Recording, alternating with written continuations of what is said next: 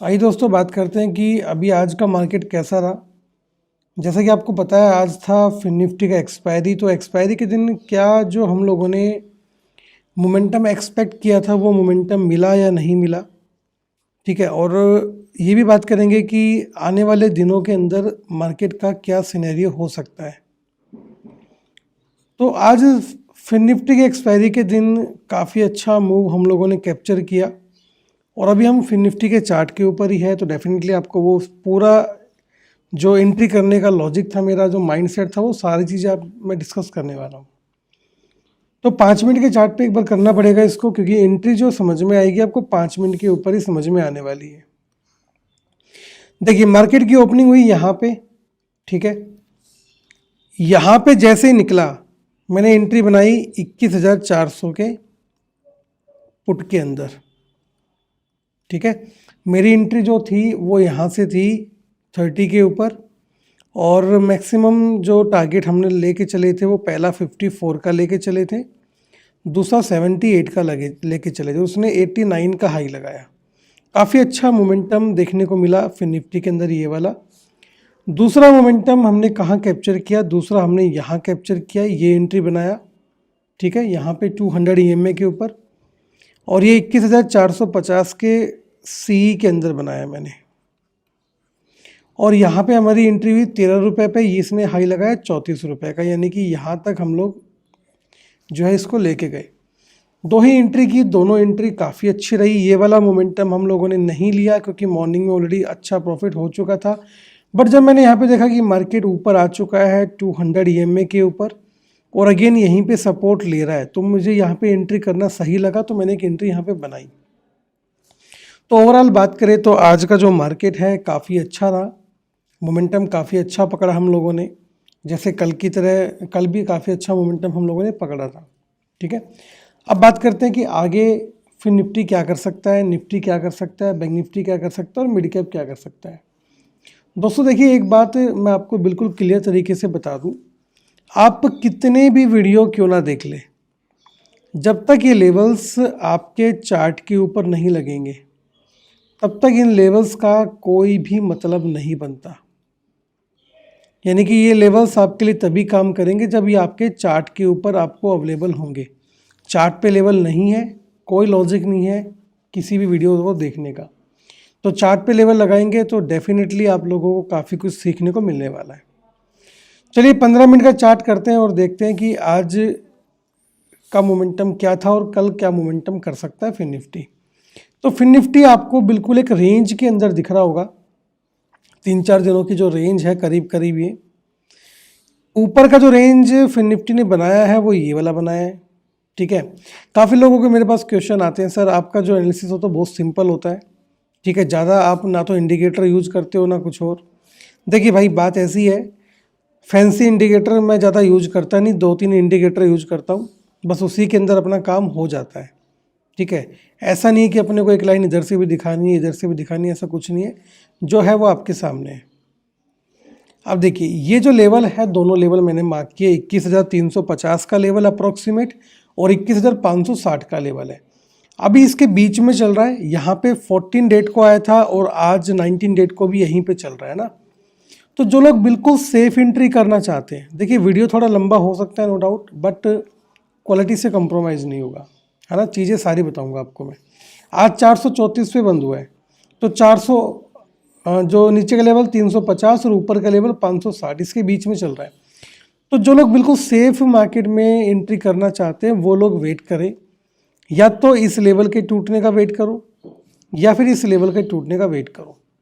जब तक मोमेंटम नहीं मिलेगा, जब तक ये लेवल नहीं टूटेंगे, ठीक है, कभी कभी मोमेंटम मिलेगा कभी नहीं मिलेगा। जैसे ये लेवल सपोर्ट का था, हम लोगों ने मार्क कर रखा था और यहीं पे मार्केट आया तो एक बुलिश एंट्री बनती थी, लेकिन हम लोगों ने नहीं की क्योंकि मॉर्निंग में काफ़ी अच्छा हम लोग एंट्री प्लान कर लिए थे। तो देखिए सारी एंट्री करना ज़रूरी नहीं होता है, एंट्री करना ज़रूरी होता है जो आपको सही आपके लेवल पे थी एंट्री, आपको लगा कि आप इसके अंदर अच्छा रिस्क रिवार्ड रेशियो बुक कर सकते हो तो आपने एंट्री लिया, बस उसी एंट्री का जो है फ़ायदा उठा के हम लोगों ने आज प्रॉफिट बुक किया।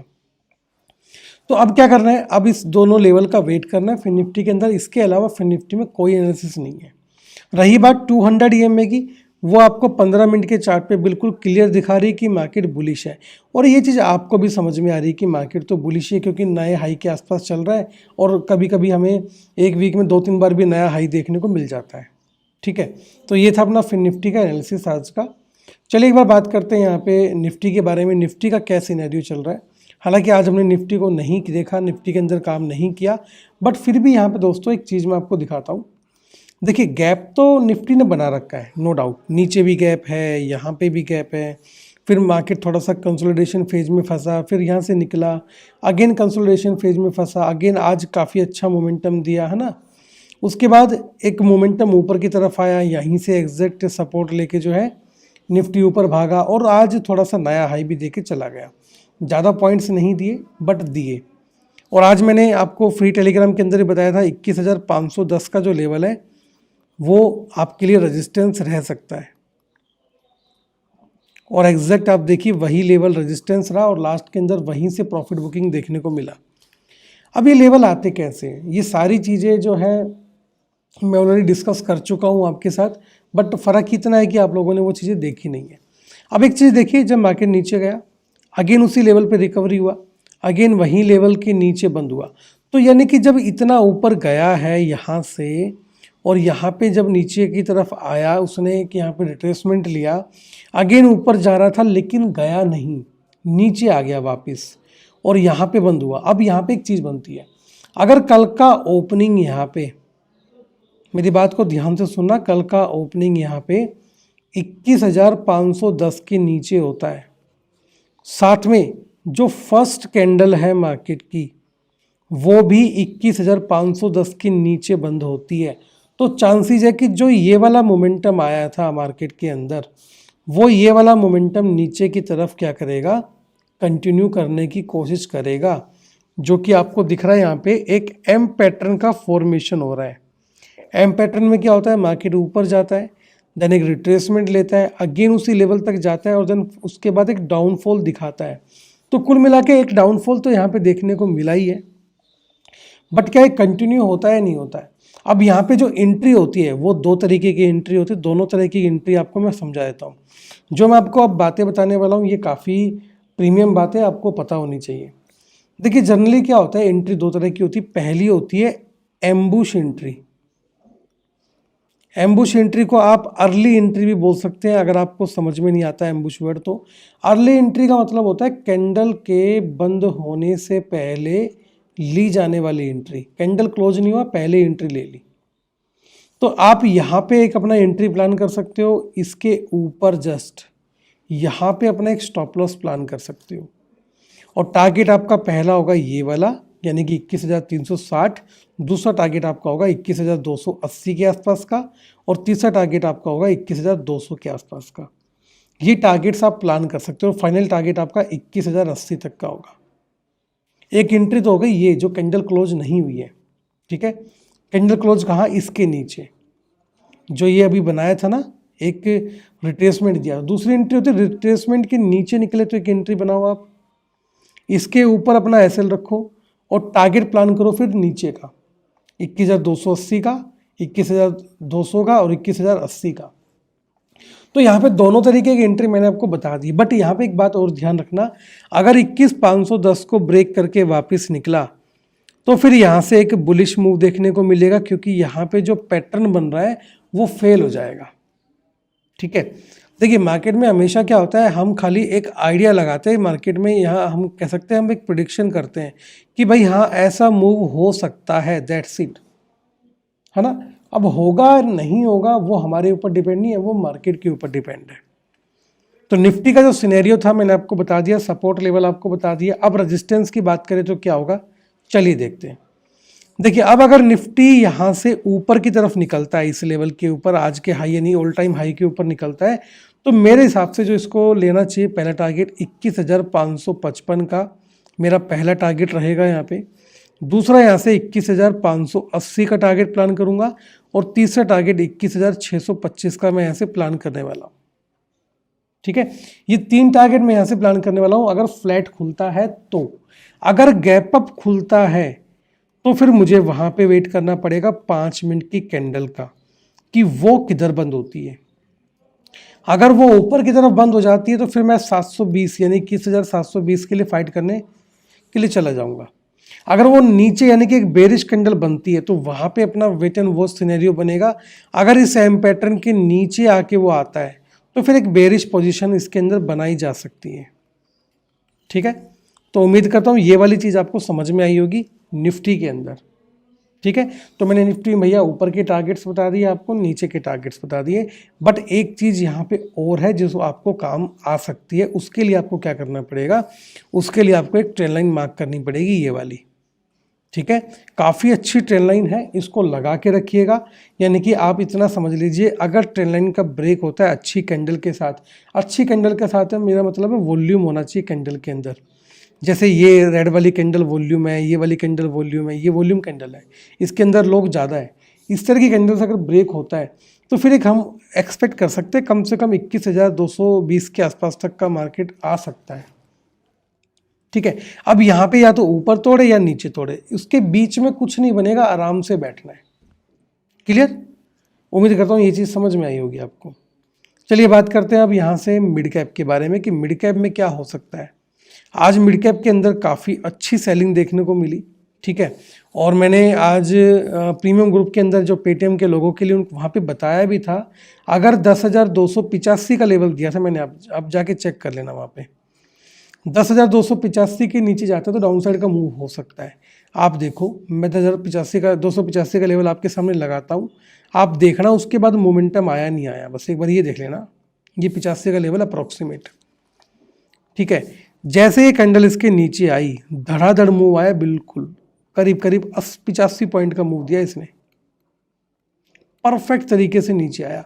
और साथ में 200 का EMA भी यहाँ पे बता रहा था कि बेटा हम बेरिश हो रहे हैं, अगर तुम्हें चाहिए तो ले लो। 200 के EMA ने कहाँ एंट्री दिया, यहाँ एंट्री दिया, परफेक्ट। ये एंट्री, ये SL और ये टारगेट। फिर उसके बाद जब एक यहाँ पे रिकवरी प्लान हुई तो यहाँ पे देखिए, यहाँ पे एक सपोर्ट लिया, क्योंकि पहले रेजिस्टेंस बनाया, इसको रेजिस्टेंस को ब्रेक किया, सपोर्ट लिया और फिर एक बाउंस बैक दिया। ये जब मैं एंट्री बन रही थी मैं देखा मैंने एंट्री को, बट मैंने जानबूझ के नहीं लिया क्योंकि यहाँ पे एक मुझे जोन दिखा जो कि एक ट्रैपिंग जोन हो सकता था, इसलिए इसकी बजाय फिर मैं फिन निफ्टी के अंदर गया, क्योंकि फिन निफ्टी का आज एक्सपायरी भी था, तो मुझे वहाँ पे थोड़ी सी अपॉर्चुनिटी ज़्यादा अच्छी लगी बजाय मिड कैप के, और एक अच्छा मोमेंटम देखने को मिला ऊपर की साइड में। ठीक है, अब मिड कैप क्या कर सकता है दोस्तों, 15 मिनट के चार्ट पे समझेंगे बेटर क्लियरिटी के साथ, वहीं पे समझ में आएगा। 15 मिनट का चार्ट कह रहा है भैया अगर तुम्हें बुलिश होना है ना तो अभी वेट करो, क्योंकि ऊपर 3 बार रेजिस्टेंस से टकरा के नीचे गिर चुका है, 3 बार नीचे से वापस आया है, तो एक बार तुम्हारा वेट करना लाजमी है। यहाँ पे वेट तुम्हें करना चाहिए, क्योंकि आप खुद देखो, यहाँ पे टकराया, नीचे आया, अगेन टकराया, नीचे आया, अगेन टकराया, नीचे आया। और मैंने ऊपर का रेजिस्टेंस लेवल आज 10,330 के आसपास या 32 के आसपास दिया था, एग्जैक्ट देखो वहीं से मार्केट गिरा है। ठीक है, अब जिन भाइयों ने ट्रेंड लाइन लगाया होगा, जो मैंने कल ट्रेंड लाइन आपको लगा के दिया था ये वाला, उन भाइयों ने तो भैया मौज किया होगा, बढ़िया तरीके से मोमेंटम पकड़ा होगा।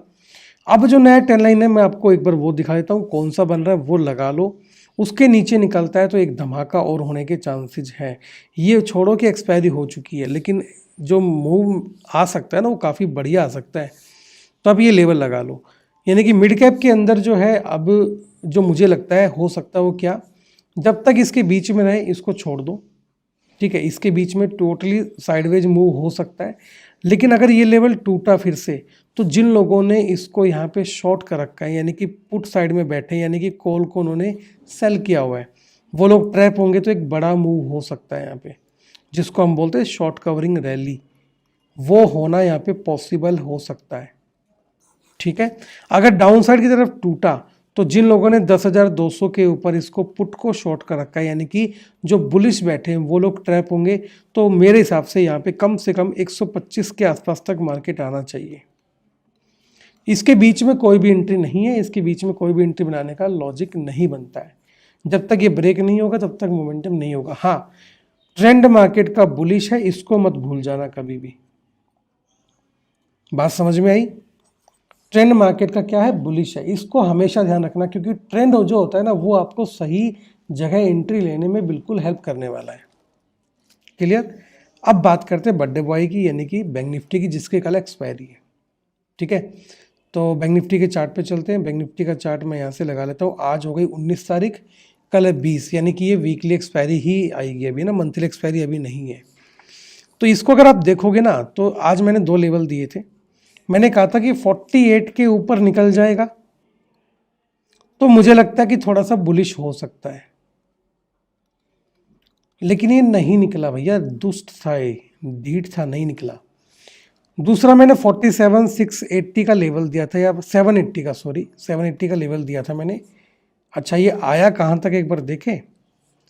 ये आया भैया जी अपना एग्जैक्ट इस लेवल तक 638, यानी कि करीब करीब 150 पॉइंट नीचे आया उसके। ठीक है, और यहाँ पे एक सपोर्ट लेवल था भी, तो एग्जैक्ट इसने वहीं सपोर्ट लिया है। तो ओवरऑल अगर बात करें तो बैंक निफ्टी मुझे थोड़ा सा यहाँ पे स्टक लग रहा है। अगर बैंक निफ्टी कल इस रेंज को ब्रेक नहीं करता तो मैं थोड़ा सा इसके अंदर अवॉइड करूंगा ट्रेडिंग करना कल। एक तो ऊपर का रेंज ये हो गया इसका, ठीक है, और नीचे का रेंज हो गया ये वाला।